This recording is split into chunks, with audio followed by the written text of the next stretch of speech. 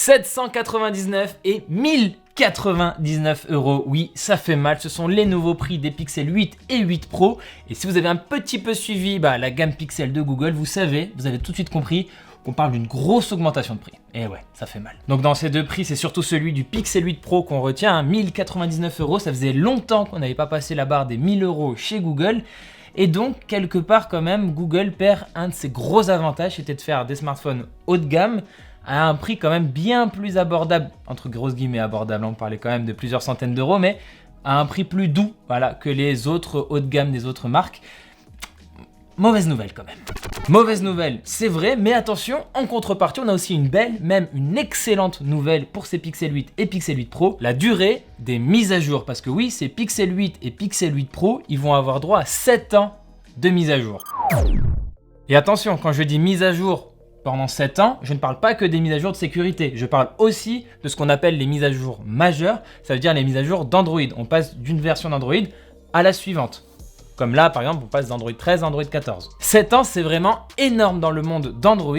Par exemple, le meilleur élève jusque-là, c'était Samsung, avec 4 ans de mise à jour majeure, donc 4 ans de mise à jour Android, et 5 ans de mise à jour de sécurité. C'était très bien pour Android, mais quand même encore en deçà de ce que propose par exemple Apple avec les iPhones.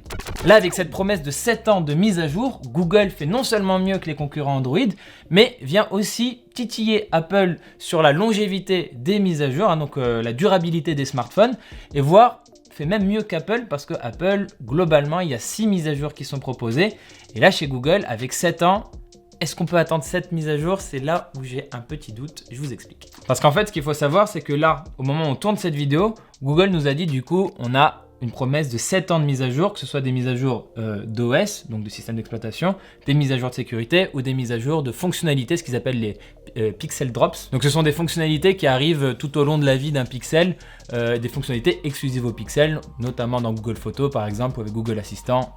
Ça donne un petit côté sympa au pixel. Voilà. Donc ils nous disent voilà, tout ça c'est pendant 7 ans. Mais 7 ans, est-ce que ça veut dire que vraiment chaque année sur la fin de la vie du téléphone, on aura encore des mises à jour, ou est-ce que 7 ans c'est par exemple peut-être juste 5 ou 6 mises à jour majeures d'Android?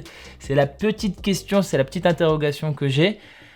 J'ai envie de croire que 7 ans ça veut dire 7 mises à jour majeures, ce qui serait vraiment mais tellement bien, vraiment exceptionnel. S'ils nous déçoivent, je serais déçu. En fait, le petit doute, c'est vraiment que dans la présentation qu'ils ont fait à la presse, Google, ils écrivent 7 years of OS updates, donc 7 ans de mise à jour majeure d'Android. Alors que s'ils avaient juste écrit 7 OS updates, on aurait été genre, ok, 7 mises à jour majeures, je me pose plus de questions. C'est là, j'ai un petit doute. Mais bon, c'est quand même déjà un super effort. Dans tous les cas, c'est bien mieux que ce qu'il y avait avant. Maintenant, c'est est-ce que ça va être excellent ou juste mieux? C'est là où on attend encore quelques petites infos, clarifications, mais qu'on aura de toute façon au moment du test. Pour le design, on reprend vraiment le même ADN que l'année dernière, donc avec toujours cette touche pixel avec un bloc photo qu'on reconnaît au premier coup d'œil, qui prend toute la largeur, mais qui ne loge que 2 appareils photo chez le Pixel 8 et 3 appareils photo sur le Pixel 8 Pro. Et ce qu'on retient en fait surtout en termes de différence, c'est que le design global il est un peu plus arrondi, on a un look plus mignon presque pour les Pixel 8 et 8 Pro par rapport au 7 et 7 Pro. Et il faut aussi savoir que le 8 Pro, il a droit à une finition mat à l'arrière qui promet d'être pamper. Et petit bonus à savoir et qui fera sans doute plaisir à pas mal de gens, l'écran est plat sur les 2 modèles, donc ça c'est cool, pas de truc incurvé qui pose problème ou quoi que ce soit, machin. Non, le design aujourd'hui à la mode, c'est écran plat. Et d'ailleurs en parlant d'écran, il faut savoir qu'on a du coup une diagonale de 6,7 pouces pour le Pixel 8 Pro et presque 6,2 pouces pour le Pixel 8. 120 Hz adaptatif pour le 8 Pro et juste 120 Hz pour le Pixel 8. C'est à peu près tout ce qu'il faut retenir à l'heure actuelle. Mais vu qu'on parle de Google Pixel, on va évidemment parler de photos et de vidéos, c'est important aussi. Et là, il y a des améliorations qui donnent envie. Pour la configuration technique, pour que vous sachiez à peu près à quoi on a affaire, on a un capteur principal sur les 2 téléphone à 50 mégapixels. Le Pixel 8, il a un ultra grand angle de 12 mégapixels. Le Pixel 8 Pro, lui, il a un ultra grand angle de 48 mégapixels et un téléobjectif x5, donc zoom x5 optique, en 48 mégapixels aussi. Notez aussi l'apparition d'un mode Pro pour le Pixel 8 Pro qui va du coup débloquer plus d'options quand vous allez prendre une photo. Donc on peut s'attendre à vitesse d'obturation, contrôle des ISO, une meilleure précision pour la balance des blancs, tout ce genre de choses. Donc meilleur appareil photo pour les férus de photos. Bon, en photo sur smartphone, le matériel c'est bien, ça va permettre la polyvalence, ça va permettre d'être performant, mais chez Google, ce qui est important, ce qui est très important et qu'il a toujours été, c'est le traitement algorithmique qu'il y a derrière. En plus, depuis 2022 et surtout depuis 2023, on parle de l'IA à tout va, intelligence artificielle, et Google, évidemment, ils adorent ça. Donc, ils t'ont mis des fonctions IA de partout pour avoir une polyvalence photo et vidéo. En photo et vidéo, du coup, sur ces Pixel 8, il y a surtout 3 nouvelles fonctions IA qui vont attirer tous les regards. C'est Best Take, Audio Magic Eraser et Video Boost. Commençons du coup avec Best Take, qui veut dire meilleure prise en gros en français. Ça, c'est une fonction qui va vous permettre, quand vous prenez une photo de plusieurs personnes, par exemple, s'il y en a une parmi les personnes qui est en train de tirer la gueule, en train de regarder ailleurs, qui a les yeux un peu fermés, du coup, pas un visage le plus radieux, pas la meilleure pose de sa vie, c'est un petit peu dommage pour la photo. Bam, vous utilisez Best Take et en fait, ce visage pas ouf pour une belle photo va être remplacé par un grand sourire. Donc la photo qui était un peu ratée pour cette personne devient tout de suite bien pour tout le monde sur la photo. Donc on est trop content. Maintenant, comment Google peut faire ça avec une photo? Alors oui, il y a de l'IA, mais avant de sonner l'alerte d'alarme en mode aïe aïe aïe, l'IA est effrayante et tout, ce qu'on peut voir de ce qu'on comprend, a priori, c'est vraiment que c'est quand vous prenez plusieurs photos de la même scène, là l'IA va se dire ok, cette personne-là est mieux en fait sur ta troisième photo, mais la première photo globalement elle était mieux, machin, juste pour lui, je vais aller prendre son visage de la troisième photo et la coller à la place du visage de la première photo, comme ça t'as un truc pas mal. Dans cette perspective, du coup, on est vraiment plus proche du montage Photoshop par exemple, que de l'IA génératrice d'images et tout, et qui va vraiment mettre un sourire fake, totalement fake sur votre visage. Mais attention, c'est encore à confirmer, c'est vraiment juste l'explication qui nous paraît la plus plausible, mais il va falloir tester, un peu plus d'explications de la part de Google pour vraiment pouvoir tout confirmer. Parce que oui, il peut y avoir encore cette hypothèse que c'est totalement généré, mais bon, ou que c'est basé sur des anciennes photos de cette même personne, mais bon, là, comment gérer l'éclairage, tout ça, ça nous paraît encore un poil trop loin, même si Google est très fort sur l'IA, voilà. Je pense qu'a priori, la solution la plus plausible, c'est tu as pris plusieurs photos, il y en a une qui est ratée, et Google fait un beau mix pour que la photo finale soit bien pour tout le monde. Passons maintenant à Audio Magic Eraser, qui sera sans doute traduit par Gomme Magique Audio. Et comme son nom l'indique, en fait, ça va permettre de virer les bruits parasites quand vous filmez par exemple un musicien en train de jouer à la guitare et tout, mais voilà, vous êtes dans la ville avec des bruits de sirène, des gens qui parlent à côté.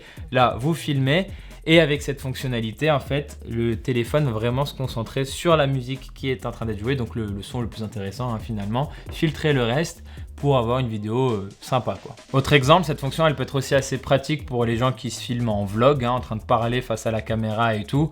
C'est toujours mieux quand leur voix elle est vraiment bien mise en avant, assez isolée on va dire par rapport au bruit ambiant, surtout quand ces bruits peuvent gêner la compréhension de ce que dit la personne. Donc voilà, on filme, on parle, on nous entend.